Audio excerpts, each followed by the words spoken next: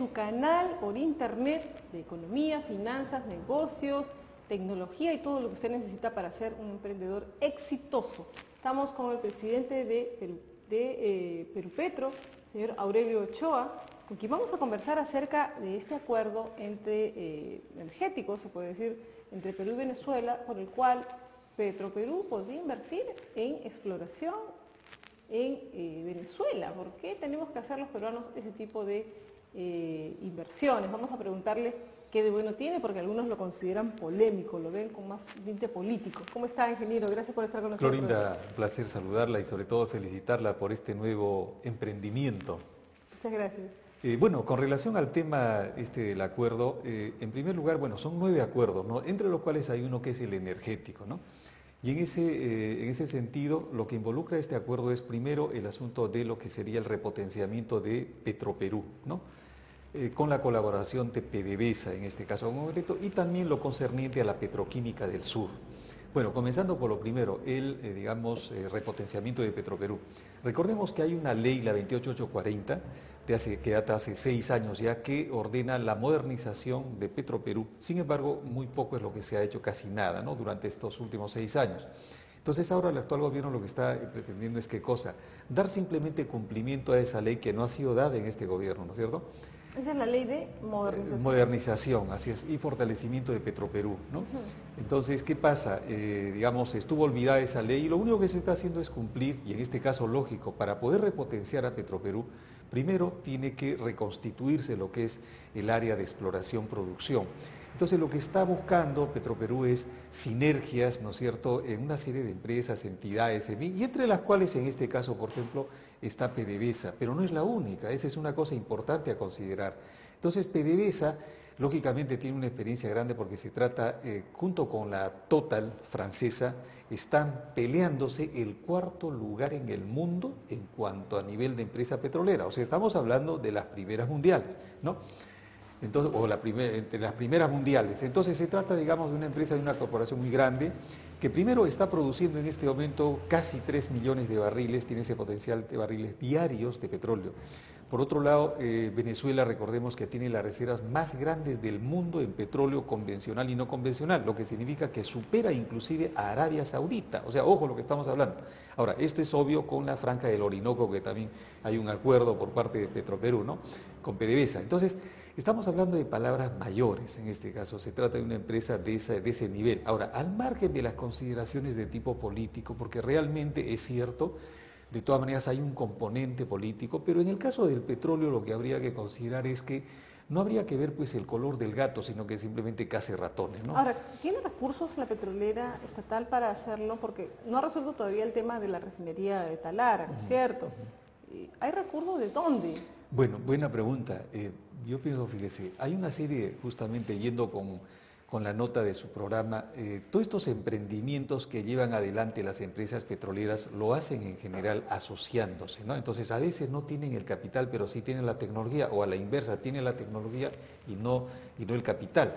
En el caso de Petroperú, recordemos que tiene el aval del Estado. Entonces, ¿qué pasa? Van a fenecer lotes, como sabemos en el caso peruano, y estos van a ser transferidos a la petrolera estatal, en producción, no para exploración.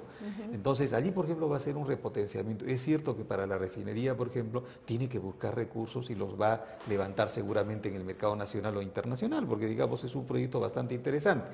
Pero en el caso concreto de lo que es exploración-producción, va a comenzar con la producción, pero la parte de exploración, el riesgo en realidad de asociarse con PDVSA u otras empresas, son esas las que van a correr el riesgo. Y en el caso concreto de PDVSA, por ejemplo, tiene pues una espalda financiera de la envergadura que hemos señalado. No se va a No, eso por ejemplo es imposible porque simplemente, como usted lo ha señalado, no tiene los recursos, pero en cambio sí tiene, en este caso, digamos, las facilidades que el Estado peruano le da a Petroperú para que se repotencie, vale decir, va a tener lotes petroleros. Entonces puede asociarse, y eso es lo que está ocurriendo actualmente con otra serie de empresas que nadie dice nada. Hay empresas que no tienen, por ejemplo, tampoco el capital, o sea, se va sin a embargo Petroperú están se va a emprendiendo. asociar con otras empresas para hacer las inversiones en Venezuela, por ejemplo. Por ejemplo, seguramente ¿Eso se será, claro, acuerdo? así es, eso sería en última etapa, o sea, lo etapa. primero tiene que hacer, digamos, las inversiones en el Perú PDVSA de la mano de Petroperú y otras empresas, o sea,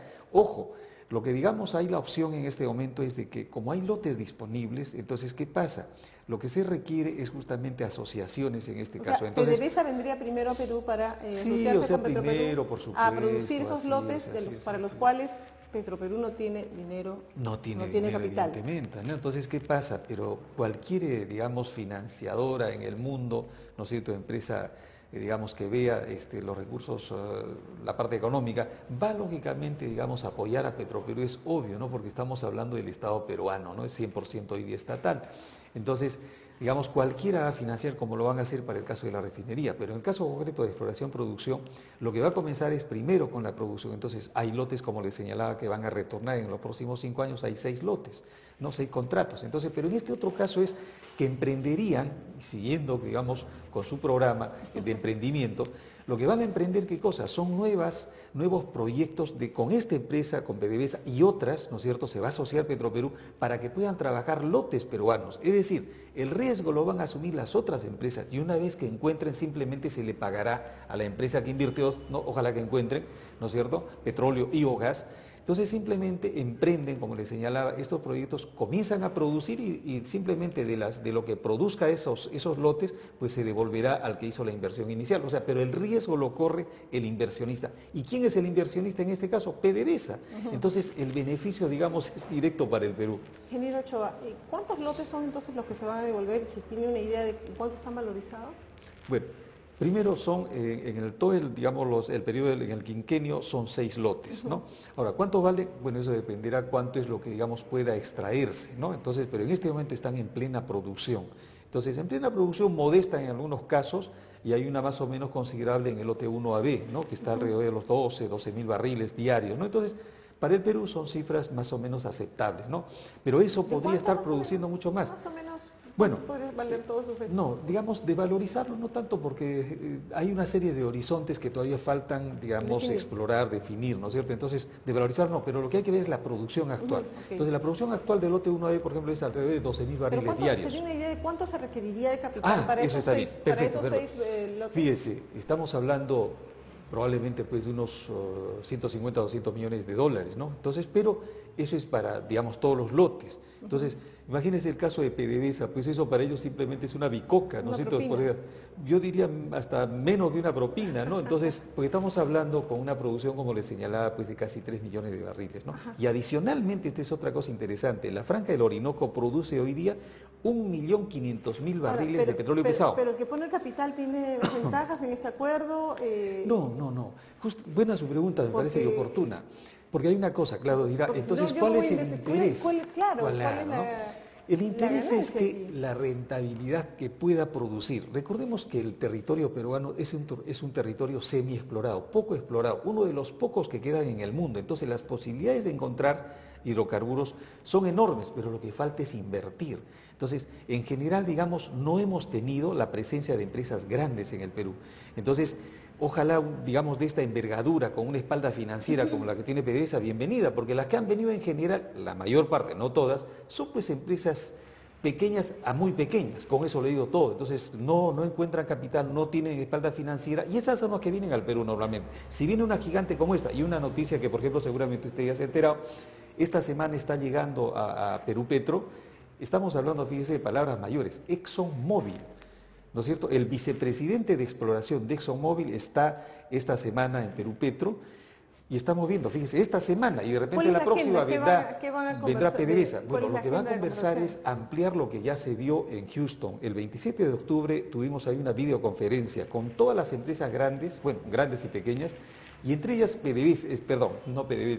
ExxonMobil, todavía no estuvo PDVSA ahí en la escena, estuvo ExxonMobil, estuvo Chevron, estuvo BP, o sea, British Petroleum, Anadarko, etcétera, etcétera.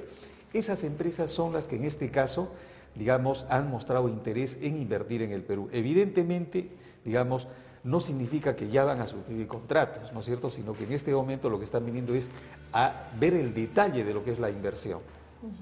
Perfecto. Y luego de ExxonMobil, de las máximas autoridades de ExxonMobil, ¿quién más viene? Bueno, lo que esperemos que vengan es, por ejemplo, el caso de otras empresas como hay empresas chinas, porque estuvimos también en la China, mostraron interés para invertir en el Perú y en petroquímica sobre todo, no, y en la parte de exploración. Esperemos, por ejemplo, la parte de los árabes, este es otro dato interesante, Glorinda.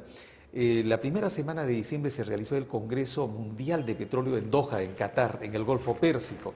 Y allí justamente, por ejemplo, Qatar Oil, Kuwait Oil, Libia, la empresa nacional libia de petróleo, de igual manera que cose lo que ha en este caso, o estas empresas, digamos, han mostrado interés de invertir en el Perú. Entonces estamos tratando de diversificar, ¿no es cierto?, diversificarnos en lo que a inversionistas se refiere. Si bien en este caso, pues una PDVSA, bienvenida, al margen del color político, porque en este caso yo pienso que no deberíamos preocuparnos de ese aspecto en el campo petrolero, en tanto no se inmiscuyan en los asuntos internos, y no lo vamos a permitir ciertamente, ¿no es cierto? O sea, acá simplemente son, digamos, acuerdos comerciales, acuerdos en este caso de mutua cooperación. Lógicamente quienes más vamos a salir beneficiados somos los peruanos, porque al final no tenemos el capital, pero tenemos el territorio. Ellos tienen el territorio, ¿no es cierto?